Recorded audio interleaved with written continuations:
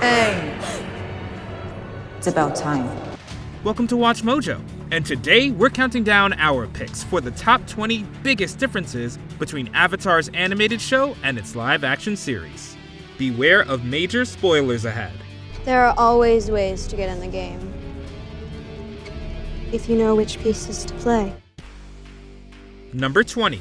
King Bumi is nearly blown up. While the Mechanist was on his way to meet his ruler, Jet's freedom fighters tricked the inventor into carrying a box of highly explosive blasting jelly. I'm so sorry. Oh, it's fine. It's fine. I'm so clumsy. Are you hurt? No harm done. Fortunately, Katara was able to stop this assassination attempt at the very last moment. This tense sequence never actually occurred in the animated show. Instead of using blasting jelly to try to assassinate Bumi, the freedom fighters placed barrels of the dangerous compound near a dam.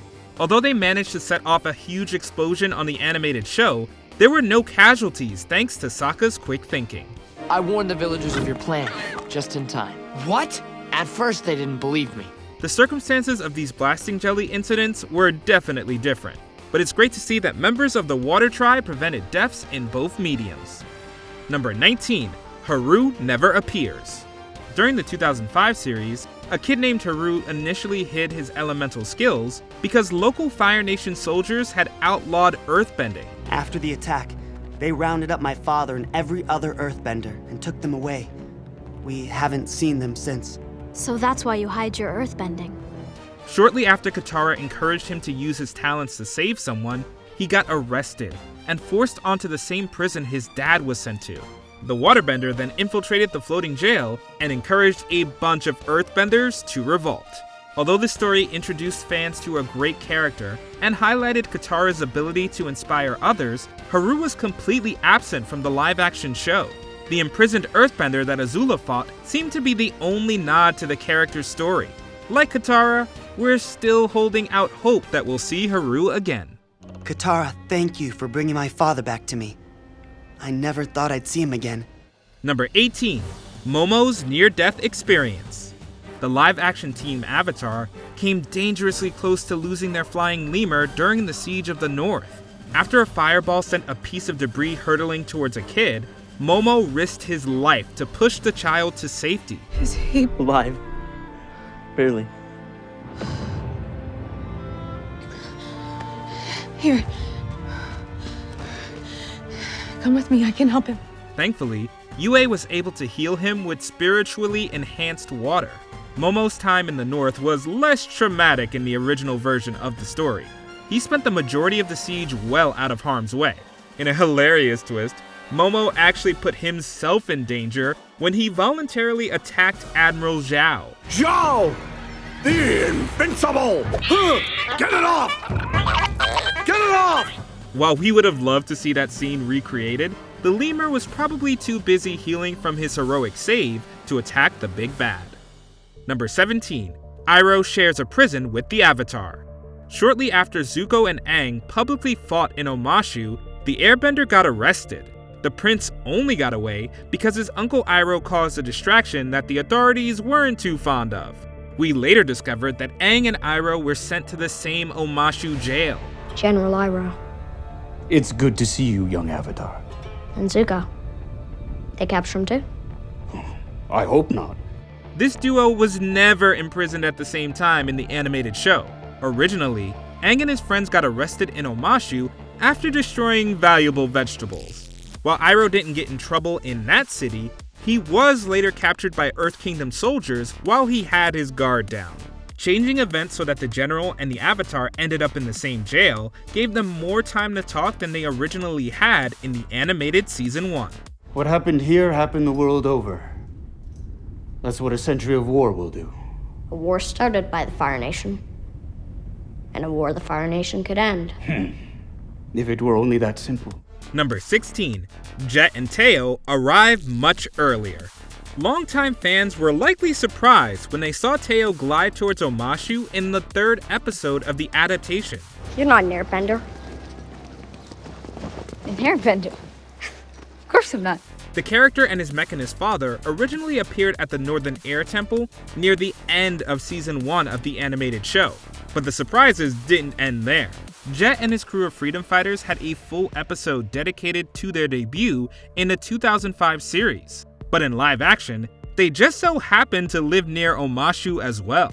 Since Teo, the Mechanist, Jet, and the freedom fighters meet Team Avatar members at around the same time, they all had less time to shine. But all the characters still managed to make major impacts on the overall story. Look at the power you have. That's because of me. That wasn't you. That was me. Number 15. Xiao and Zuko's Fragile Partnership. When Xiao was introduced in the 2005 show, we could immediately tell that he and the hot-headed Zuko wouldn't get along. Don't underestimate me, Xiao. I will capture the Avatar before you. Prince Zuko, that's enough. You can't compete with me. In fact, they went from being cordial to fighting during the first episode that they spent together. It took them a lot longer to throw fire at each other in the 2024 show. Instead of dueling, the two agreed to work together to capture the Avatar. And if you'll permit me, working together, we'd be able to devote twice as many resources to the hunt. Obviously, with your highness taking the lead. But behind the scenes, Zuko and Xiao undermined each other at every turn. It was interesting to see them try to pretend that they could ever be true allies. And although they acted more professional in live action, they eventually took after their animated counterparts and fought all out. Traitor. Coward. Number 14. Boomie's Deadly Test. In both versions of the series, Bumi is an eccentric and elderly king that constantly tests his very old friend Aang. On the animated show, the royal threatens to harm Sokka and Katara if the Avatar fails. I don't have time for your crazy games. Give me my friends back. We're leaving. Oh, I thought you might refuse. So I will give your friend some special souvenirs. It's only after Aang passes the test that Bumi reveals that the Water Tribe heroes were never in any real danger. The live-action version of the king took his test much more seriously. During the final trial, Bumi tells his old friend that letting him die is the only way to achieve success. Let it fall, and you win! Bumi, this isn't a game! Yes, it is. One that requires you to make impossible choices. Ironically, Sokka and Katara end up saving the king from certain death. Bumi's grim test served as a reminder that the adaptation was willing to go to new and darker places. Number 13. Zuko fights his father. After the Fire Nation prince openly criticized a general's military plan, he was ordered to fight in a deadly Agni Kai. When the duel started, Zuko was shocked to learn that he had to battle his father. Father? But I'm here to duel General Lee. You're here because you have no respect for our military. The animated prince immediately surrendered without throwing a solitary flame. Although the live-action Zuko tried to do the same, he eventually gave into pressure and half-heartedly fought the Fire Lord. The biggest change between mediums occurred when Zuko got a chance to claim victory and held back. Sadly, the prince's hesitation only angered Ozai more. The Fire Lord immediately turned the fight around and lectured Zuko about mercy. Ozai then followed the dark blueprint of the original series and gave his son a permanent scar. Compassion is a sign of weakness.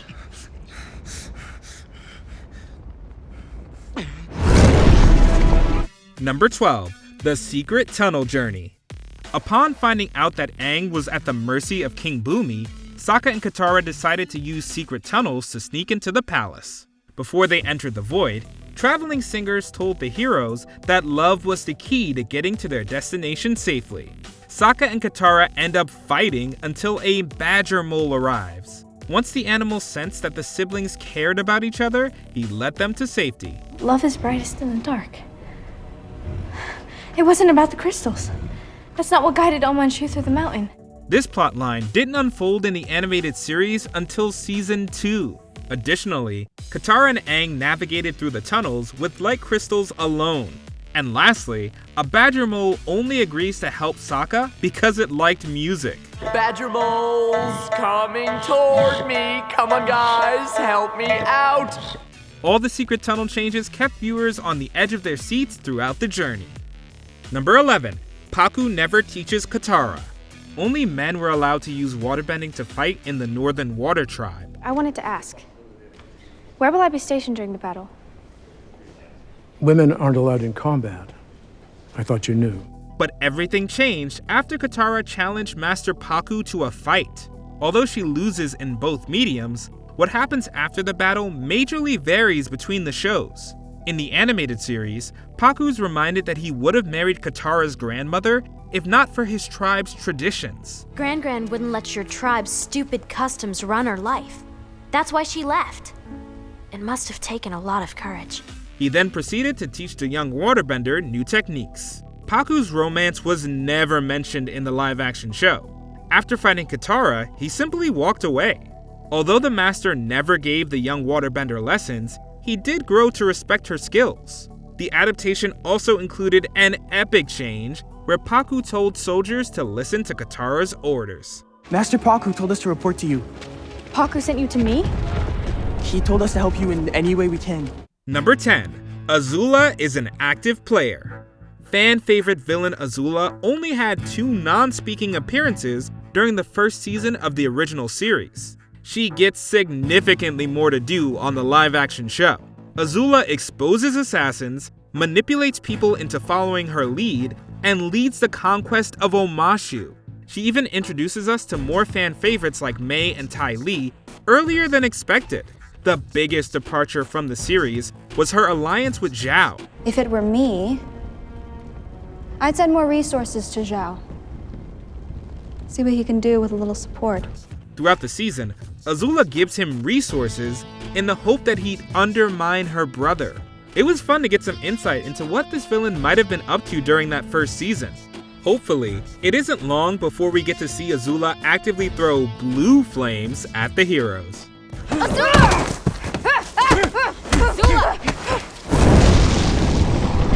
Azula! Number 9. Han isn't a joke.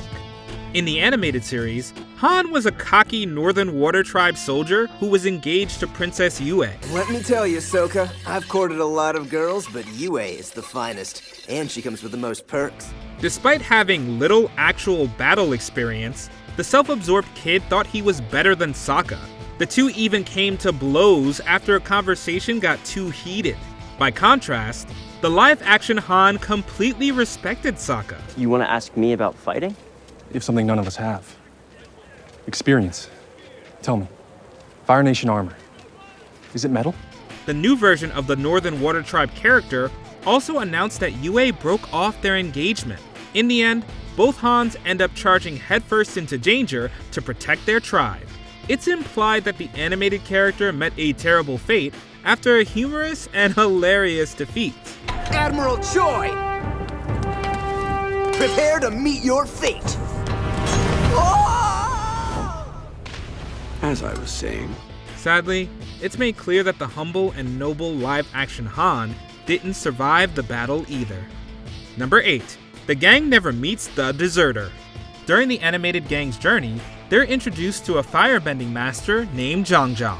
The teacher was infamously known as the Deserter because he abandoned the Fire Nation Navy after realizing how much the military force was devastating the world. I can't believe my former master has become nothing more than a simple savage. It is you who have embraced savagery, Xiao. Although Zhang attempts to teach Aang firebending basics, the young kid loses control and harms Katara. While she fortunately learns that she can heal herself with waterbending, the Avatar is left so shaken by his mistake that he vows not to wield fire again. Zhang tried to tell me that I wasn't ready. I wouldn't listen. I'm never gonna firebend again. Zhang's complex backstory and interactions with Aang never made it to the live-action series. Although the live-action show gave Katara a different opportunity to learn healing, fans still deserve some time with the Deserter. Number 7. Zuko's crew members aren't random. Throughout Season 1, the hot-headed Prince of the Fire Nation would often lash out at his crew. Zuko's relationship with them was rough until they discovered how they got their assignment. Every member of the crew was part of a military division that was going to be sacrificed to win a Fire Nation battle. If you send them into the heart of the forces, how will they retreat? They won't. But they'll be lost. You're gonna sacrifice them. After Zuko criticized the plan, his father scarred him. As a final reminder of the traumatic incident, Ozai turned the soldiers who were going to be sacrificed into the prince's crew. And since you're so concerned with the 41st Division, take them with you as your crew. This huge twist was absent from the original series. While Zuko earned his crew's respect with a heroic act on the animated show, the live-action soldiers saluted the prince after the stunning truth behind their assignment was revealed. Attention! Our prince has returned. Number 6. Yue has more power. The moon spirit answered his prayer and imbued me with some of its essence and restored my life. Both the animated and live-action versions of Yue became connected to the moon spirit Tui after it saved their lives. This permanently linked them to the lunar presence. While the animated Yue seemingly only had that ability, the 2024 version got 2 new skills.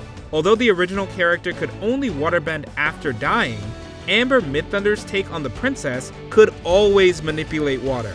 The live-action Yue also got a new ability where she could travel to the spirit world while she slept. It also means I have the ability to visit the spirit world in my dreams.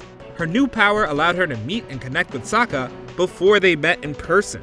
Since Yue owed her life to Tui's intervention, giving her spiritual and waterbending powers made sense. Her abilities also helped make her final goodbye even sadder. Number 5. Iroh kills the Moonslayer. After Zuko was nearly assassinated on Admiral Xiao's orders, the prince returned to get revenge. Xiao!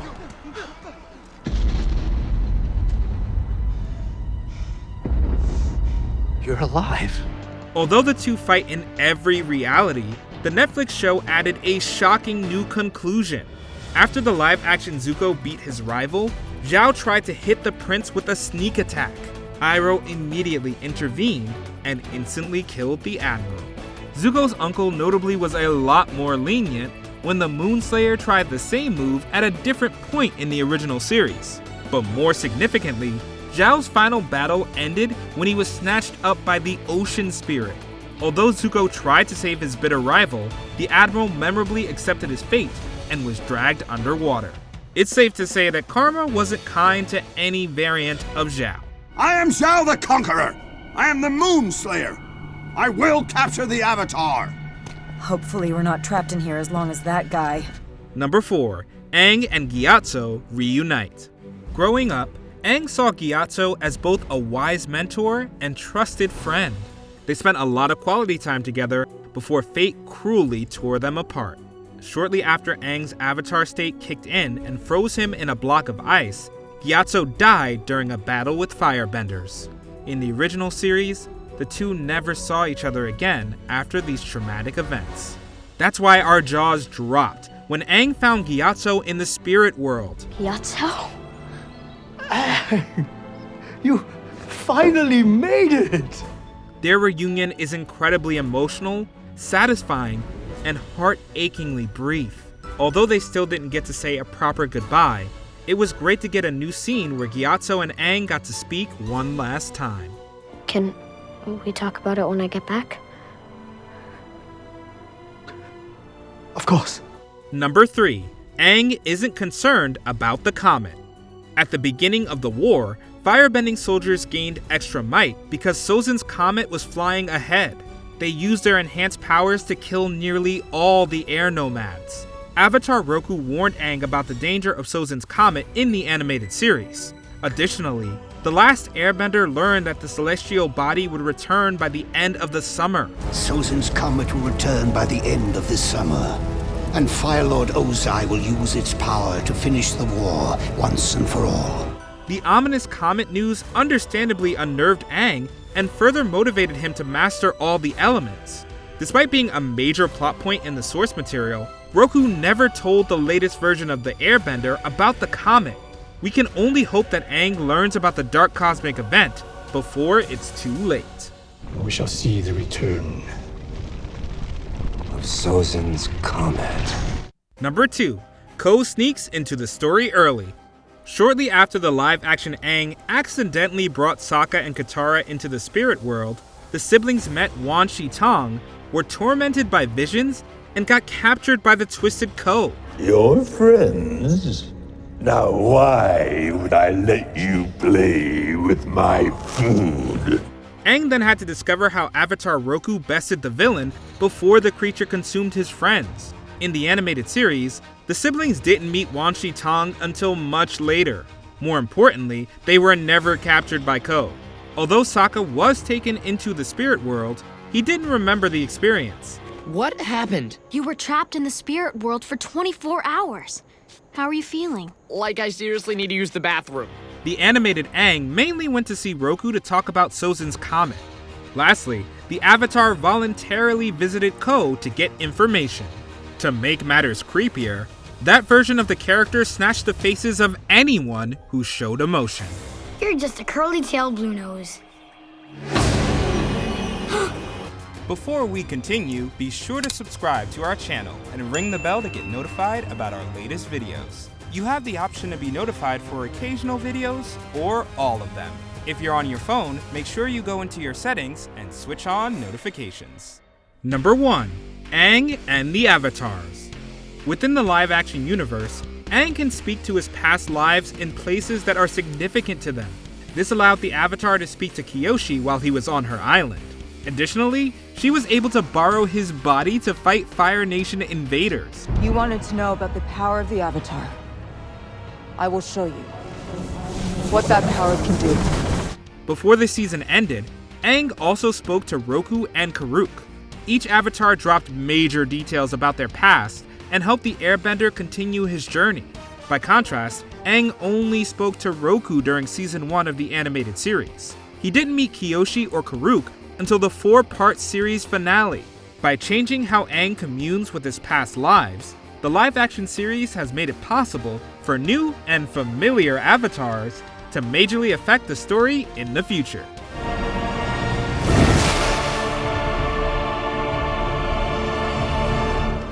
What change surprised you the most? Let us know in the comments below. Go back. Back to the ship! Did you enjoy this video? Check out these other clips from WatchMojo and be sure to subscribe and ring the bell to be notified about our latest videos.